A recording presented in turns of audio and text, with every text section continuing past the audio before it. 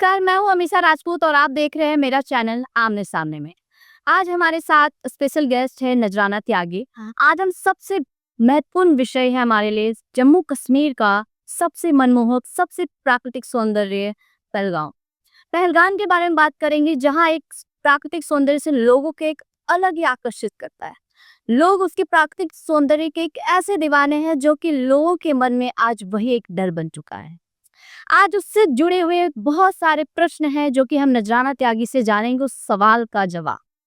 चलिए। Hello ma'am. Hello.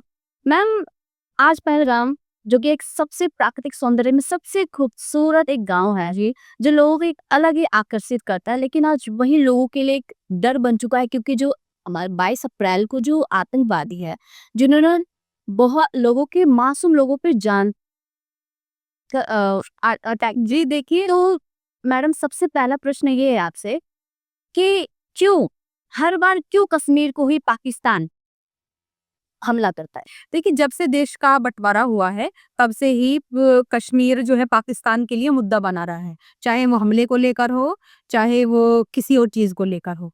ऐसे में उन्होंने अचानक हमला किया, जिसमें मासूमों की जान गई।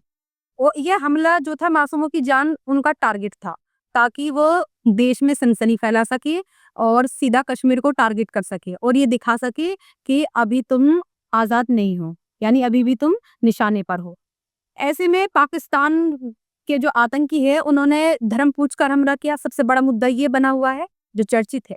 धर्म पूछकर मतलब लोगों की जान लेना सबसे बड़ा चर्चित मुद्दा इसलिए है, क्योंकि वो उनका सीधा टारगेट था देश की शांति भंग करना और देश में सनसनी फैलाना।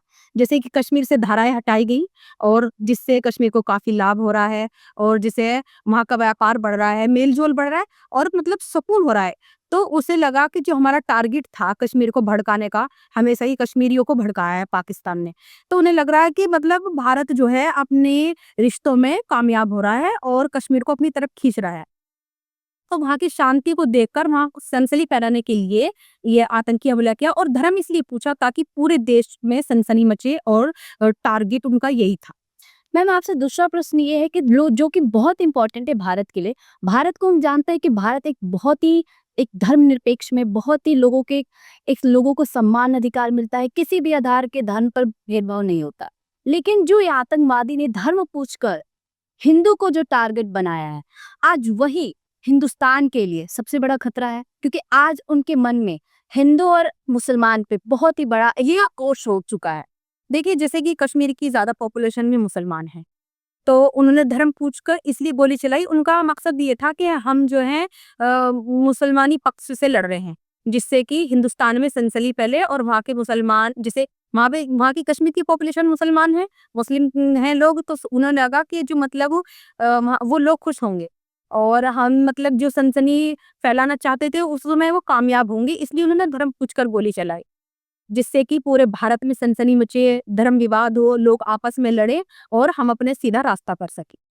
यस। ऐसे में लोगों को जो है बड़े धैर्य से काम लेना चाहिए और ये मतलब धर्म वाली बात नहीं है। ये समय एकजुट होने का है और बदला लेने का है, सनसनी फैलाने का या धर्म विवाद पे जुड़ने का या धर्म के ऊपर क्रोधित होने का कोई वो नहीं है, ताल्लुक नहीं है। जी, बिल्कुल आपका कहना सही है कि धर्म के आधार पर जो है, हमें यहाँ धर्म के आधार पर नहीं करना चाहिए, क्योंकि आतंकवाद का कोई धर्म नहीं होता।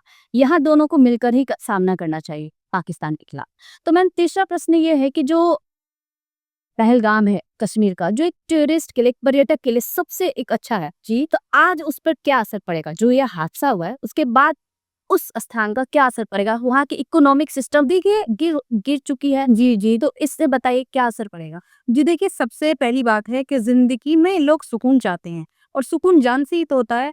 ऐसे में ये हमला लोगों के लिए जानलेवा तो है लेकिन दहशत भी है, जो इसमें सुधार लाने के लिए बहुत काफ़ी समय लगेगा। क्योंकि एक तो धर्म पूछकर गोली चलाई और बहुत सारे लोगों की जान गई और फिर जब जिस वक़्त ये हमला हुआ तो काफ़ी सारे लोग मौजूद थे जो उस वक़्त डर से, दहशत से गूंज रहे थे। वो तो कभी नहीं जाएँगे और जो मतलब पूरे देश में ही ये खबर फैल चुकी है, सनसनी मची भी है और दहशत का माहौल है और जिन परिवारों से जान गई है तो वो आगे भी अपनी आल को सलाह देंगे कि ना जाएँ, जी, बिल्कुल। क्योंकि जान बहुत कीमती चीज़ है। जी। जी। मैम, चौथा प्रश्न ये है आपसे, जो हमारे भारत के प्रधानमंत्री हैं जी, मिस्टर नरेंद्र मोदी। तो वो हमारे लिए, भारत के लिए बहुत सारे ऐसे आतंकवादियों के लिए बहुत सारे पाकिस्तान पे एक एक्शन लिया गया है। तो इससे क्या प्रभाव पड़ेगा हिंदुस्तान पर और पाकिस्तान पर? देखिए जी, बहुत सारे मतलब पाकिस्तानी ऐसे जो हिंदुस्तान में काम से जुड़े हुए हैं और कंपनी से जुड़े हुए हैं, जो उनकी रोजी-रोटी है। अब हमारे प्रधानमंत्री का एक्शन सही भी है, क्योंकि वो वहाँ की मतलब ये सब करके वहाँ की सरकार को जवाब देना चाहते हैं और इसका सीधा टारगेट पाकिस्तान की सरकार होना चाहिए। पर कुछ लोग ऐसे भी होते हैं जो धर्म विवाद से, आतंक से, इन सब से दूर होते हैं, केवल अपने परिवार के लिए ही बाहर निकले हैं, कमाना चाहते हैं। उनके लिए काफ़ी हानिकारक होगा और दुख तो हो गए। जी, जी। तो जैसे ही हमने बहुत सारे प्रश्न नजराना त्यागी से जाने, जो कि लोगों को एक अलग ही दिशा की ओर लेके जाते हैं, क्योंकि आज के समय में लोग हिंदू मुस्लिम करके बैठ गए, जो कि बहुत ही एक विषय बहुत ही क्रिटिकल है। तो मैम हमारे दर्शकों को बताइए, क्या हिंदू मुस्लिम लेकर बैठे या हमें मिलजुल कर काम करना चाहिए? देखिए, ये समय हिंदू मुस्लिम उनका टारगेट यही था कि देश में धर्म विवाद फैले, लोग आपस में लड़े, एक दूसरे से मतलब पूरे देश में सनसनी फैले ताकि हम अपना रास्ता आसान कर सकें। ऐसे में जो है हमें मिलजुल कर काम लेना चाहिए और जो पीएम कर रहे हैं उन उसमें अपनी सहमति दें और सही तरीके से उनका साथ दें। अगर ऐसे में हम देशवासी लड़ेंगे या आपस में होंगे तो उनका टारगेट जो था यही था, ये गलत होगा।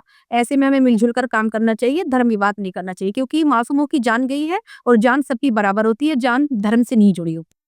धन्यवाद मैम, धन्यवाद नजराना त्यागी जी को, हमारे दर्शकों को बहुत चीज आपने सलाह दिया है। ऐसे हमारे चैनल के साथ बने रहिए, आमने सामने के साथ। धन्यवाद।